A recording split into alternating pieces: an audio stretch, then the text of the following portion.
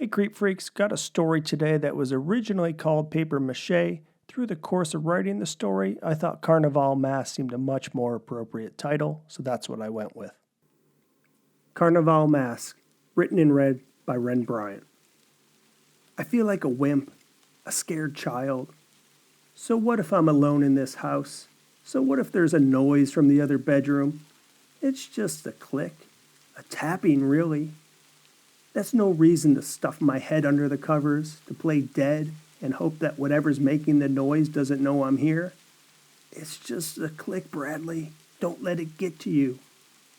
At first, I thought I was dreaming. I thought it was my jet-lagged brain playing tricks on me as I tossed and turned and searched for sleep. The sound of someone clicking the button on my mouse in the office next door. I thought I was dreaming about work. Miserable, horrible, stupid work, the thing I'm running from, the reason I'm working remote from Annecy. But it's 4 a.m. and I'm not dreaming. I'm alone in this rented chalet in the mountains of France. I'm laying here with my eyeballs as big as the full moon, the covers pulled up to my nose, and I'm freaked out as the sound comes from the office next to my bedroom. There's nothing in that room but my laptop and, yes, my mouse. The clicking has to be my mouse. It sounds just like it. But how? Why would my mouse click on its own? It's never done such a thing before. Can it really malfunction like that? Why is it clicking in the middle of the night? Who's clicking it? God, I hate being alone in new places. If I'm at the Holiday Inn, it's no biggie, but I'm in the middle of the freaking woods, in a foreign country, in a foreign home. I really wish Tina was with me. I would feel so much better having someone else in the house. Someone to confirm I'm not going crazy. Someone to be brave with. One more night, Bradley. One more night alone. She'll be here soon. The chateau I'm renting is isolated amongst Annecy's alpine landscape. It sits halfway up a mountain where denser forest separates and thins as the elevation ascends. I thought it seemed like the perfect place to get away from the shitty situation in the office, a chance to take advantage of our new policy and work remote. I thought if nothing else, staring at magnificent mountain views would make those Zoom meetings a bit more bearable. In person, the chateau looks nicer on the outside than the inside. Outside, it's all intricate woodwork and white shutters and flower boxes. Inside, it's basically a box. Upstairs, there are 2 bedrooms, 2 bathrooms, and an office. It's all pretty bare bones. The bedrooms are identical size with identical full-size mattresses and a bedside table. IKEA furniture, it looks like. You can tell the thing's a rental. There's no artwork on the bare white walls to make it feel like home either. The only thing that makes the master bedroom any different is the connecting bathroom. But even then, the bathroom isn't anything to write home about. There isn't even a hanging shower head. You have to hold it up yourself. My master bedroom shares a wall with the office. That's how I know where the noise is coming from. In the morning, I'll have to check the mouse to confirm that's what I'm hearing. But now, God, I wish Tina was here. The sun bouncing off the glaciers in the distance forces my eyes awake.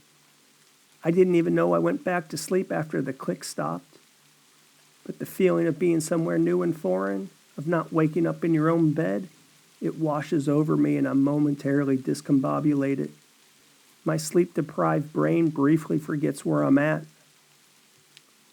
The sun outside seems brighter than what I experienced back in San Jose. I wonder if it's the elevation or the fact that I'm also blinded by the glare coming off the mountain sea of ice. I think I got 4 or maybe 5 hours of sleep. I'm jet-lagged and exhausted. But now that it's daylight, I don't mind getting up and checking the office out for the source of the clicking. I click my mouse button and it confirms that was the sound I heard. So I guess it was my mouse malfunctioning, which is just perfect because I don't know where I can get another mouse around these parts and it's not like I can visit IT support. The beauty of working remote from another continent is being able to enjoy your day without having emails and team chats and all the other annoyances of work. But I guess the downside of working remote is when there's a problem, like my mouse problem, I've got no one to turn to. I guess a broken mouse isn't that big of a deal. I think the larger point is I just needed a break, broken mouse or not. Do you want to work here? That's what that suit-wearing charlatan VP asked me when we had our catch-up meeting. That's what set me off. That's why I ended up in ANSI. I hate our VP. He's such a dick. I'd been busting my ass for 10 years crunching spreadsheet after spreadsheet for finance in the Studer Corp. And this jerk comes in to lead our department, someone with no finance background, mind you, and he has the audacity to question my integrity? Fuck that. Fuck him, that's what I say. I figured it was time to take advantage of Studer Corp's remote work policy and get away. Somewhere where I don't even have to log in at the same time as my asshole boss. It's either that or I go on medical leave for burnout. I looked at bucket list places to visit. ANSI wasn't a bucket list destination for me. Hell, I didn't really know what there was to do there even. But the prices to France were pretty damn cheap. $421 from San Jose with a stopover in Newark. I couldn't bring luggage, but I didn't think that'd be a problem anyways. So without too much further thought, I got my credit card out and booked that non-refundable flight. Bradley?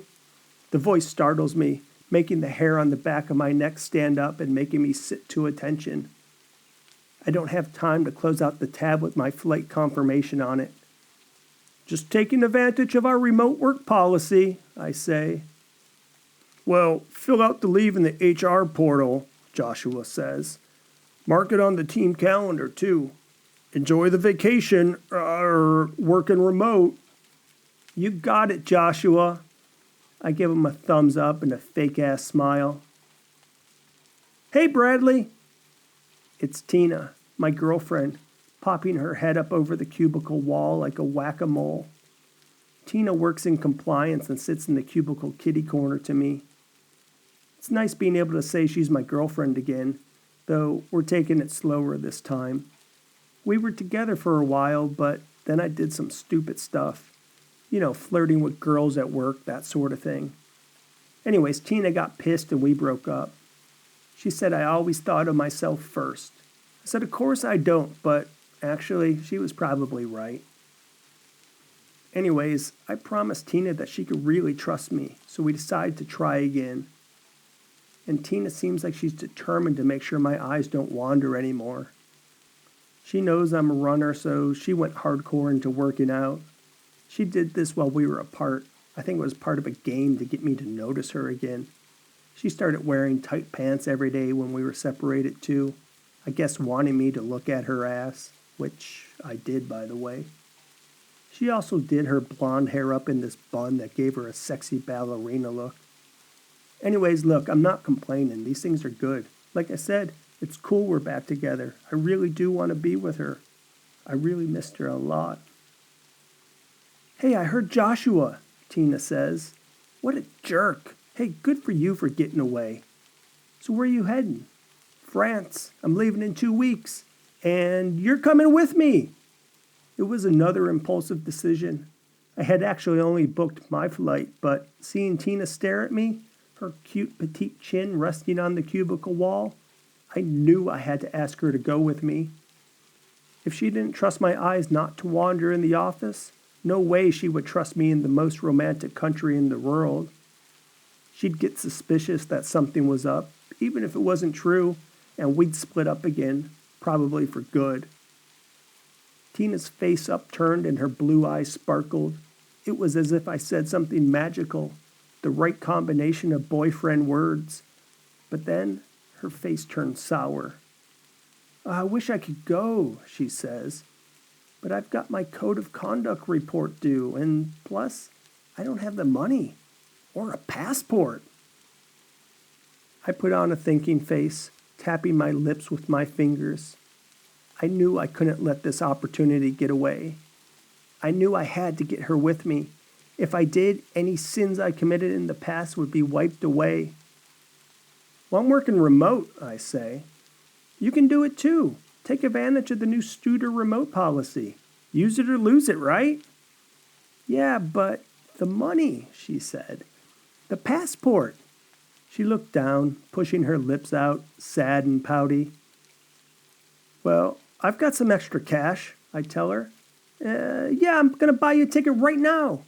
I go back to my keyboard and start clacking away. No, wait, Tina says. I pause. Bradley, are you serious? I think about it for a minute. Absolutely I am. It'd be fun to have you with me. We could work remote together, from the mountains. And I think we can expedite your passport application. Go to one of those places and have them do a rush job. I leave in 2 weeks, so I think we can make it work. I'm serious. Here, let me Google it. Tina comes around to my cube and puts her soft hands on my shoulder and leans over, looking at my screen as I type. Her shampoo smells of heavenly coconut and lime. I think of the two of us spending time together in France, and I'm happy I made the decision to have her come with me. Yep, there you go, I say, pointing to the screen. Passport Pros, over by the Bass Pro Shop. They can get you a passport in 6 to 20 days, it says here. I leave in 14, so we can make this work. Dang, look at those fees, though, Tina says, leaning over me more, her breast squishing up against my back. Don't worry, I tell her. I've got some extra cash. I don't mind at all. Here, I'm going to email you this link. Call them, find out how long it will take. An hour later, Tina pops her head up over the cubicle wall again. The passport place is telling me to give it a full 20 days. They can't do it in 14. Look, I know you need a break from this place, so just go with your original flight. I'll be there a couple of days later once my passport's all sorted. She winks and blows me a kiss, as if that seals the deal and nothing more needs to be said. In Annecy, the trails are literally right outside the house I'm renting. I couldn't ask for anything better. In San Jose, I gotta get in my car and drive a good half hour before I can get to some decent trails. And those trails, well, they don't hold a candle to running in the French Alps. Today's plan is to put my trail shoes on and go for a run. That's it, no checking into work. After a few minutes into my run, the landscape changes. The forest engulfs me and blots out most of the sun. The chateau we're staying at is in a clearing in the woods. The land was leveled out for the construction. Though I did a run yesterday, I'm still amazed at how I got forest right outside my door. It's really what I need right now. A total escape, nature to soothe my soul. Now, I didn't notice it when I ran yesterday, maybe because I was totally jet-lagged and incoherent, but there's a small shack really close to us in the woods. It's not quite a chalet. It's a house, but not a big house. It's our closest neighbor, I guess, though I can't imagine anyone lives there. The place is a tiny little rectangle, a wooden frame the same dark brown color as the tree trunk surrounding it. It totally blends into its environment. The only thing that stands out is the small gray metal chimney cap poking through the roof. I'm assuming the place has to be a refuge or maybe a hunting shelter or something. The next day, I run the same route again, through the forest, up and down. On the way up, I notice smoke coming from the chimney of that small house, wafting up through the pine trees that surround it. Somebody's home. As I get closer, I notice somebody isn't just home, but somebody's outside, standing next to the front door. A child. A boy with shaggy hair that flops over his ears and forehead. He's got on a pale blue jacket with large buttons, with matching blue trousers and white socks that are pulled up to his knees. It looks like he's in a costume from the 1700s. I think something's wrong with his face, too. It doesn't look normal. There's a dullness to it, and I swear there's cracks in it, lines that run from his chin to his eyes. He's got no smile either, only a neutral line for a mouth and dark hollow eyes.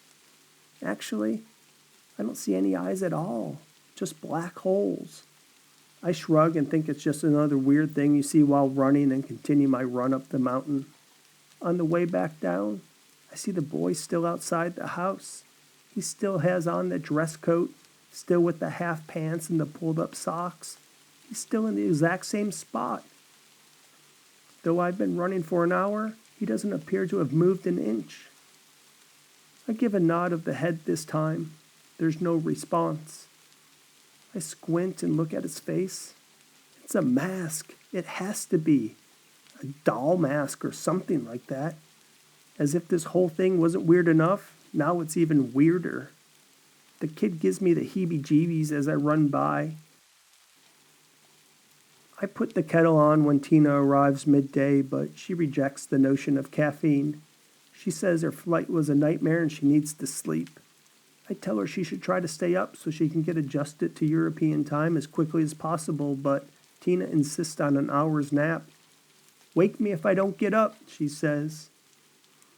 I think traveling west to east is harder than east to west. Maybe it's chasing the sun that makes it easier. Maybe it's not trying to sleep in economy overnight and being a zombie when you land. I don't know, but I remember I was a wreck my first day here too, so I give Tina a few extra hours before gently waking her. Dinner is spaghetti and meatballs with some fresh grated cheese. I should have made something French for Tina's arrival, but I can barely follow the directions on a Barilla box. Over a bottle of wine, I give her the lay of the land. I tell her about the clicky noise and the weird boy in front of the house. "Oh no, beware the spooky malfunctioning mouse," she says, laughing at me. The story sounds so stupid coming out of my mouth that I laugh too.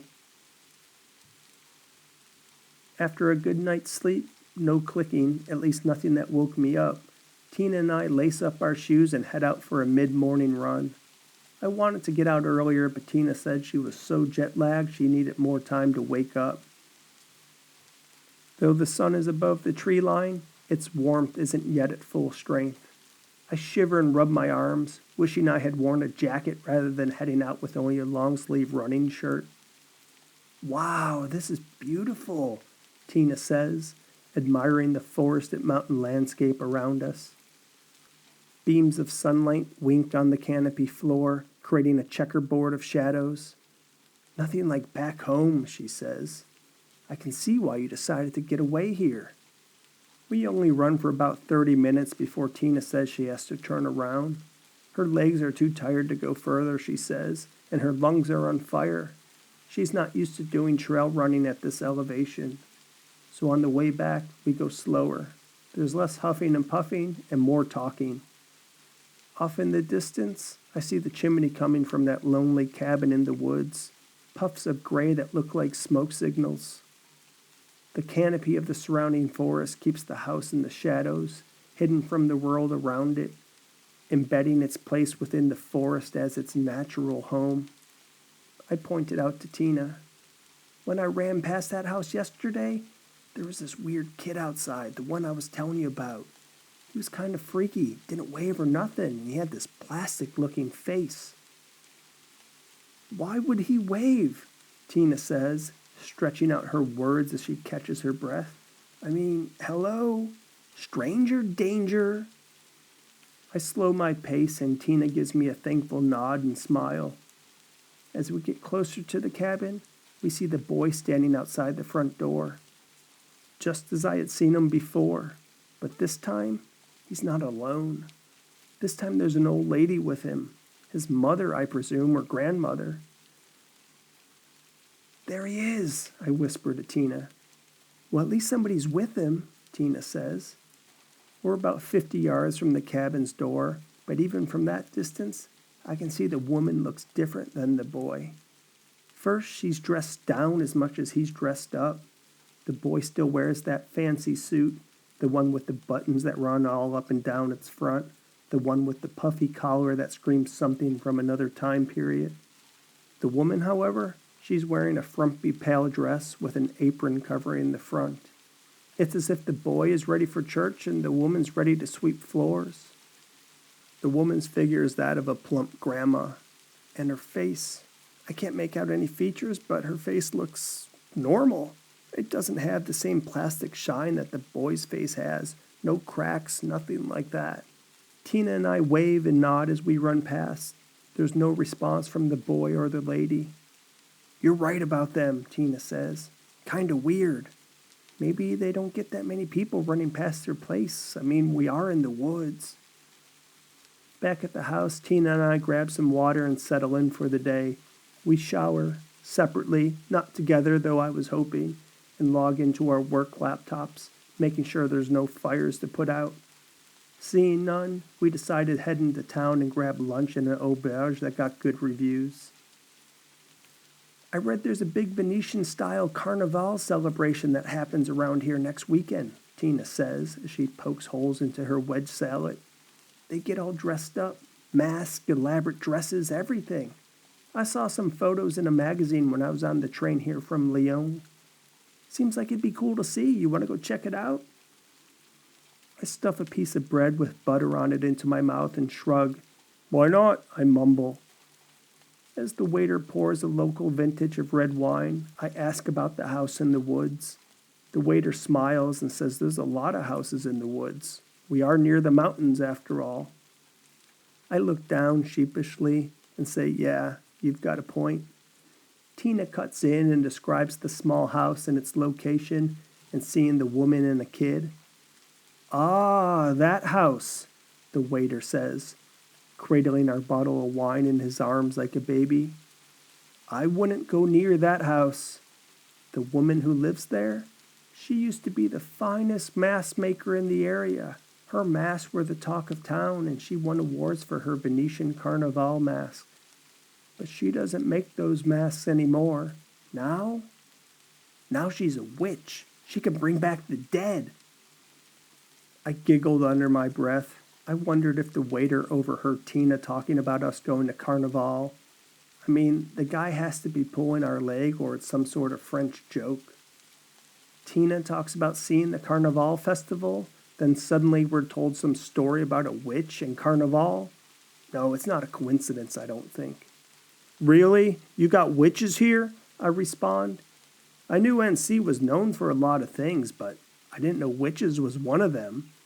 So you're telling me the old lady in the house with the kid is a witch? Tina's eyes go wide and she half shrugs. It's her telling me not to be a dick.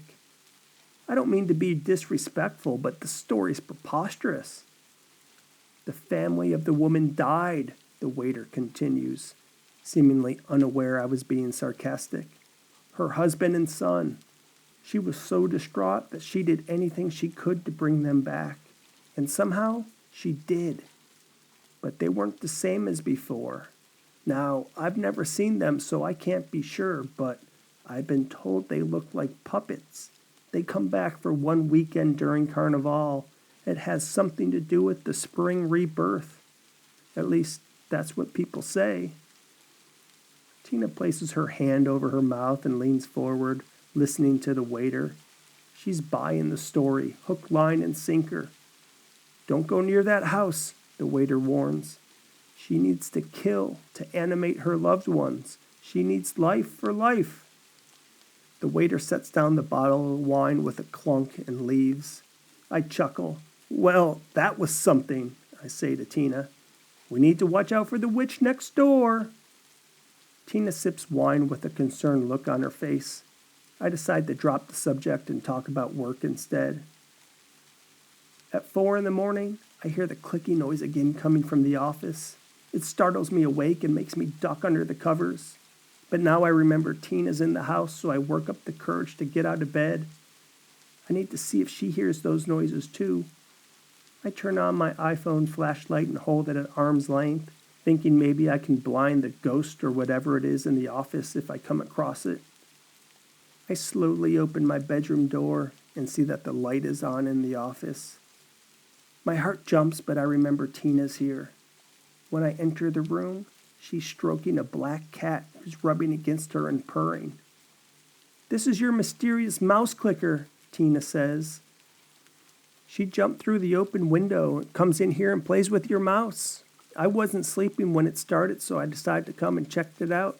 Watch the whole thing. But she's a friendly cat. She wants to play. I felt so embarrassed. I made it all out to be some big deal with Tina, these things making noises in the room next door. It was the first thing I told her when I saw her. She probably thinks I'm a scared fool. There's no tags, though, Tina says. I wonder who she belongs to. I take a seat next to Tina and pet the cat. It continues purring. Tina and I head downstairs for some coffee and the cat follows us. She takes a spot at the kitchen table, making herself comfortable.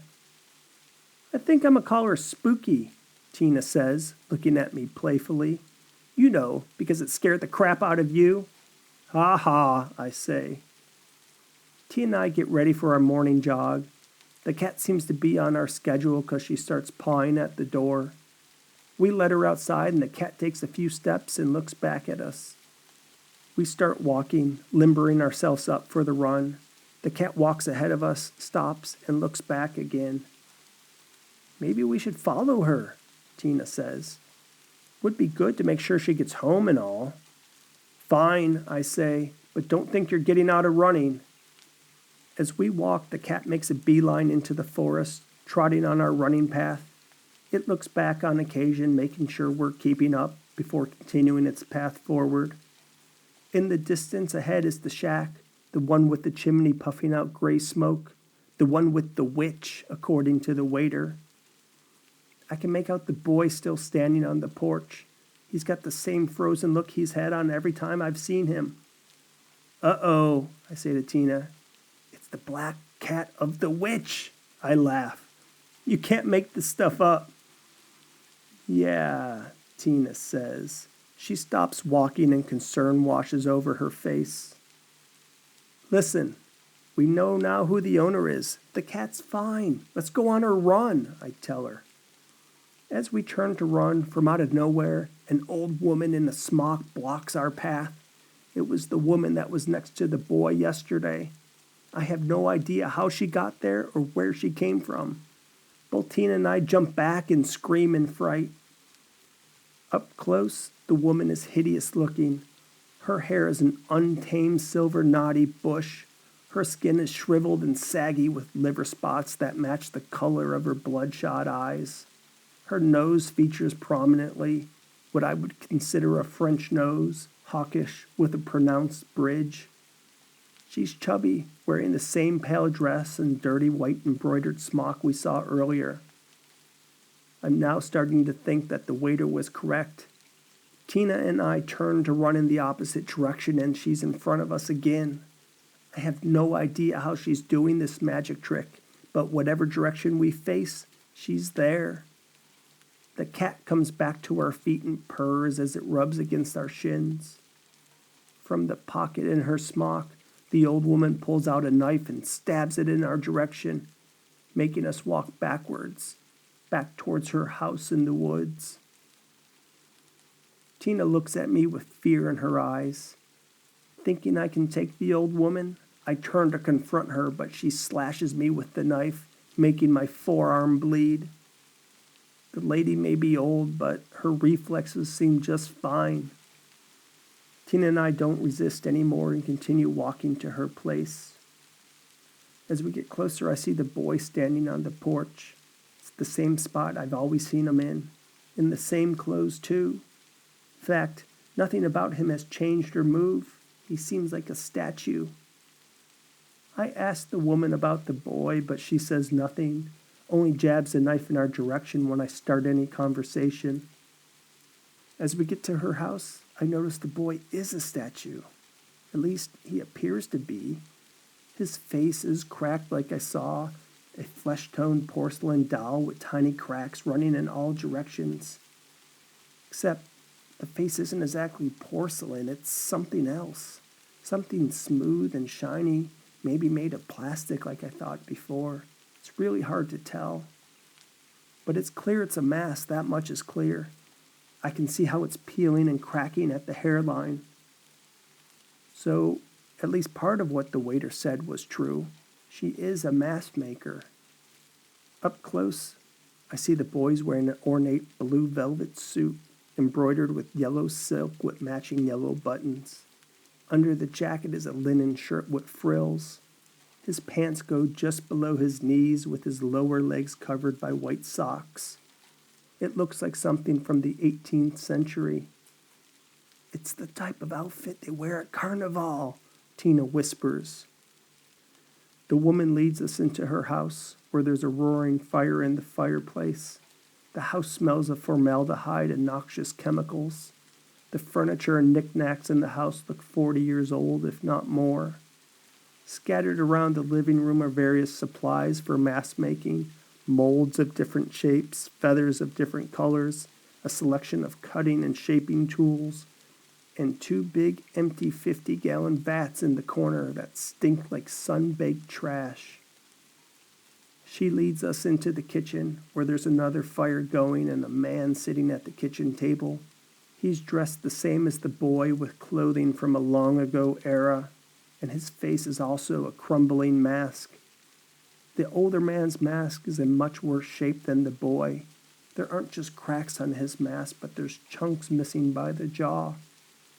I can tell the masks are definitely not plastic. What they are, though, I'm still not sure. Under the mask, I see black and something white. I swear it's a jawbone. "Sit," the woman says, finally uttering her first word. Tina and I take a seat next to the man at the kitchen table. The woman goes to her wood-fired stove and mixes a large stock pot with a wooden spoon. Tina begins to speak, but I give her eyes that make her shut up.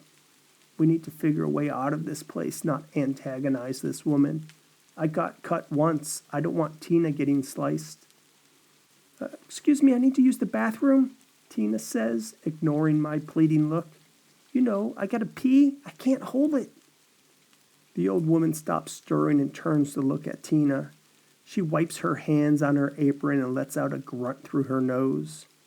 The woman walks past me and holds the knife to my throat. Don't move, her motion suggests. I get it. This way, the woman says, walking back to the front door and opening it. Outside. Tina slowly gets up and follows the woman's orders to go outside. I stay seated and inspect the man on the other side of the table.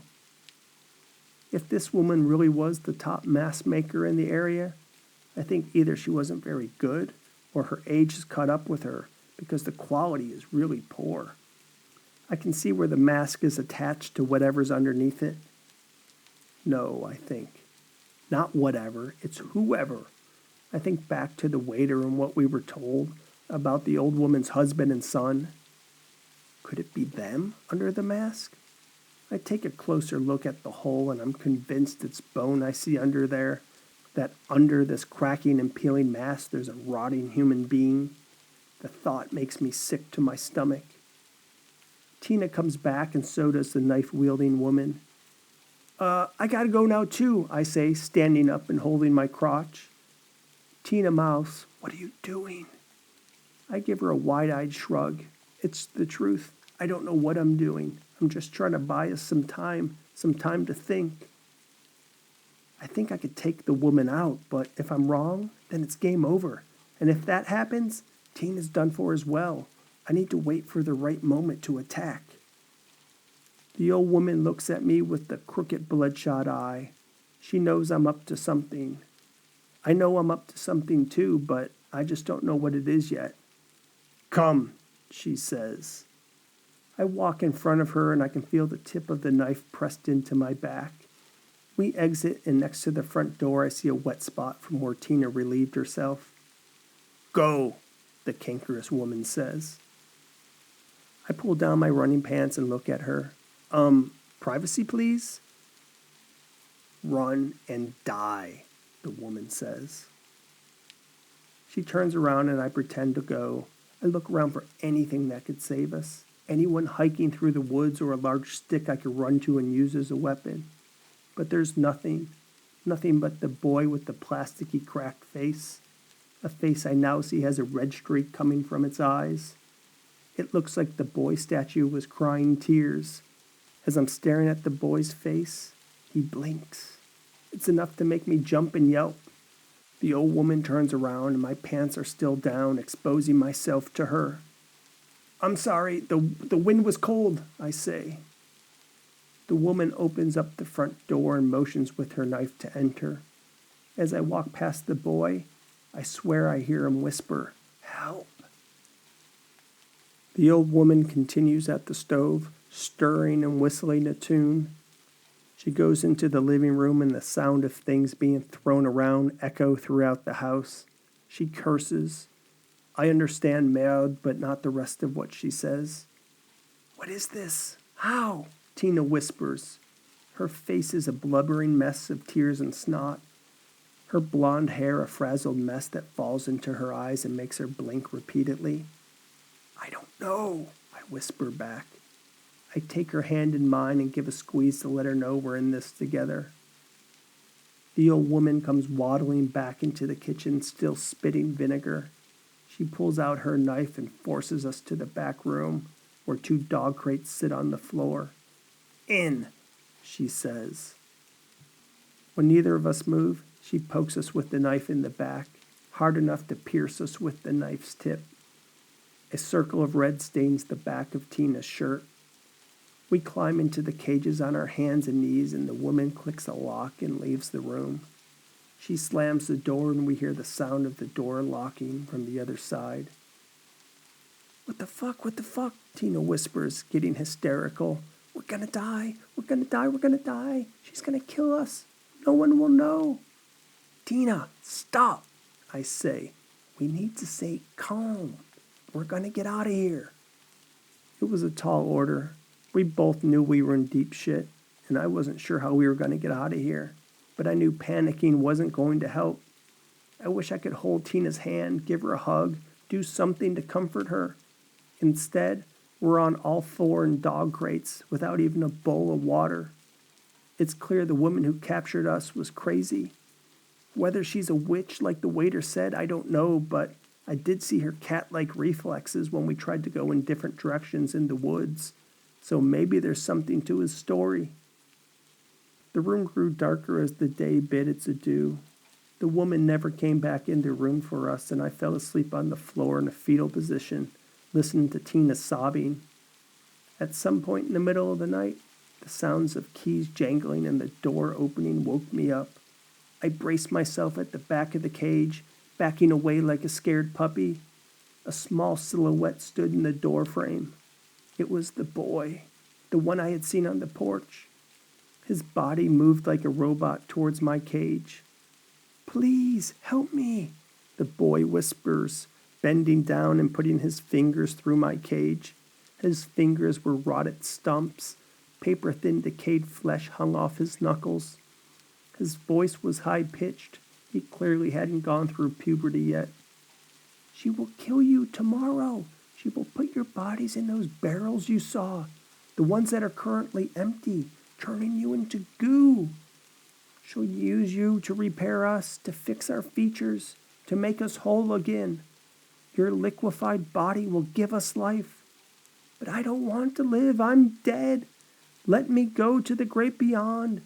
Leave me be in my grave." I wasn't sure I heard right or believed what I was seeing in front of me. "You're dead?" It was a statement as much as a question. "1 weekend a year, during Carnival, the dead can come to life," the boy said. "My mother, she knows how to do it. I'm not sure how.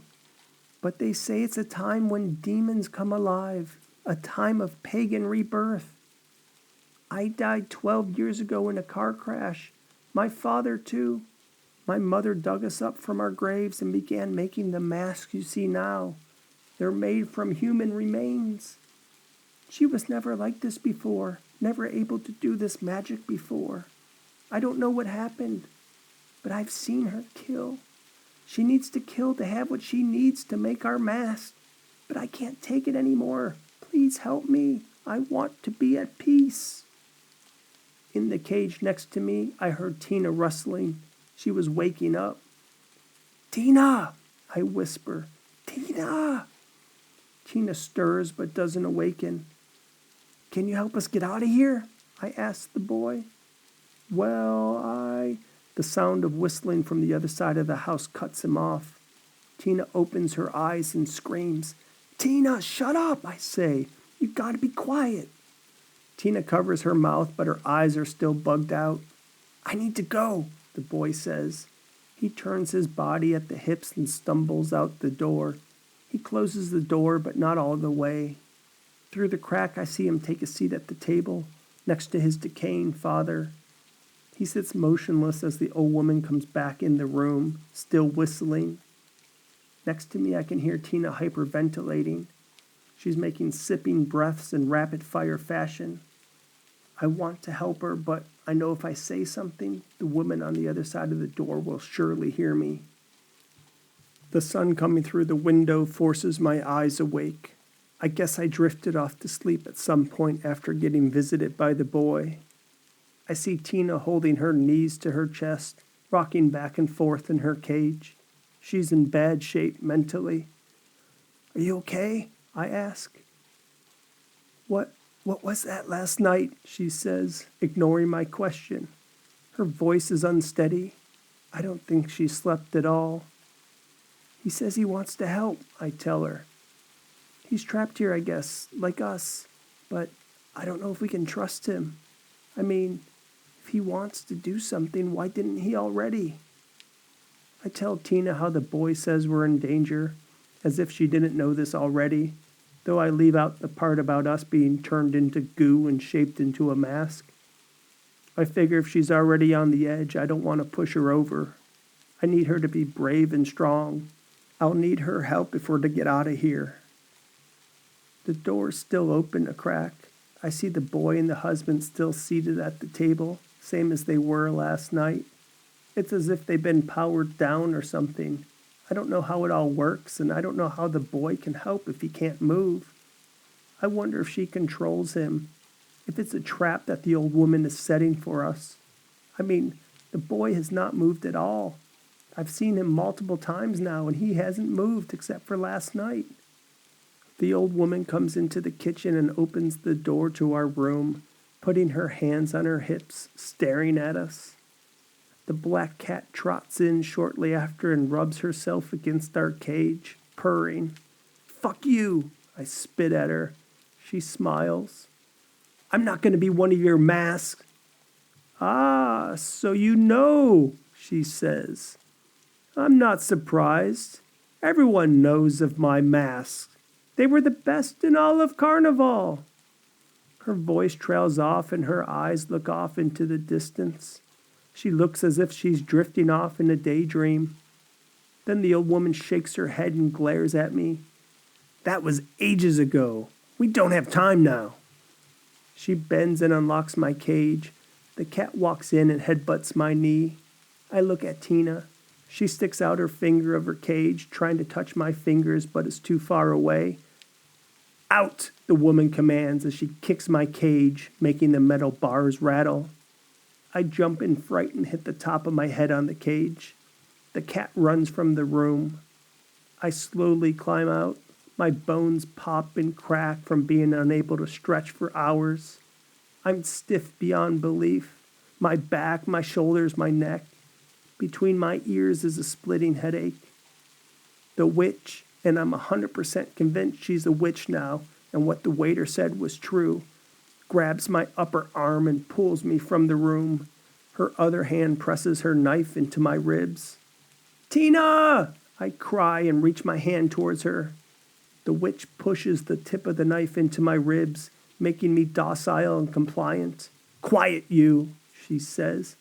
"And you too," she tells Tina, pointing the knife at her.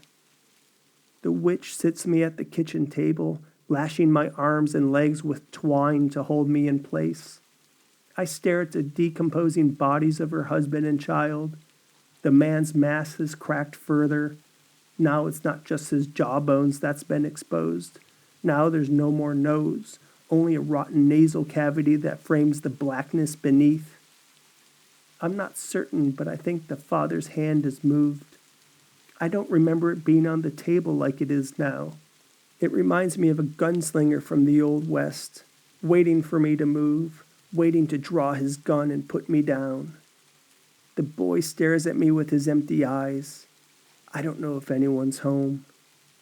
Seeing the two vacant and distant and well, dead like this, I wonder if last night was a dream. Did I hallucinate the boy coming to me, asking for help? No, that can't be. Tina asked me about what happened, so it had to be real. Is the husband like the boy? Does he also want to go back to the grave? Or is she controlling both of them?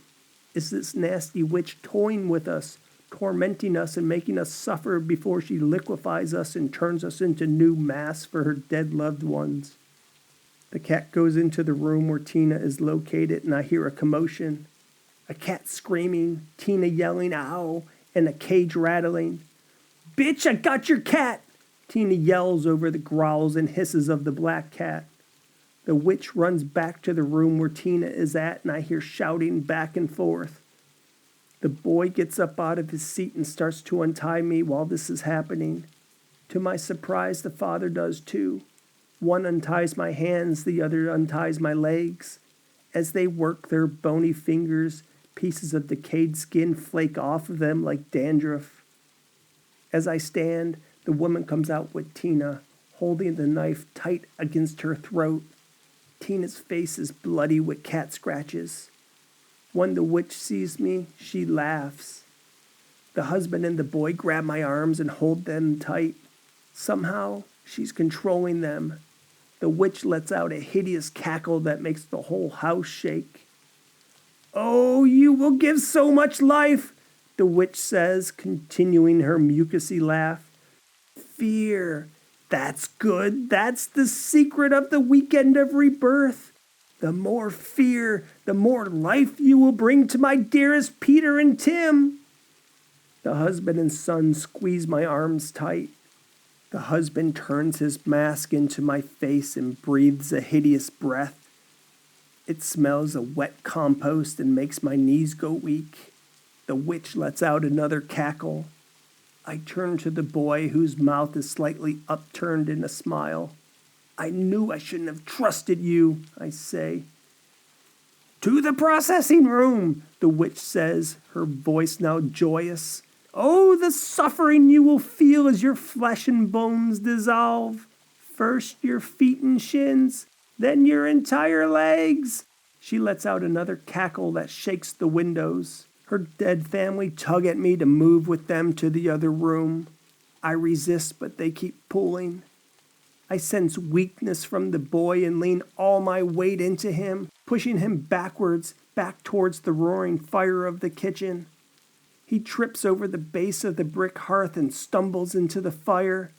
His knee-high socks alight, his brittle body the perfect kindling. The fire snakes up his lower half. No! The witch screams. She drops her knife to the floor and runs to her boy, smothering him with her apron, trying to put out the growing flames.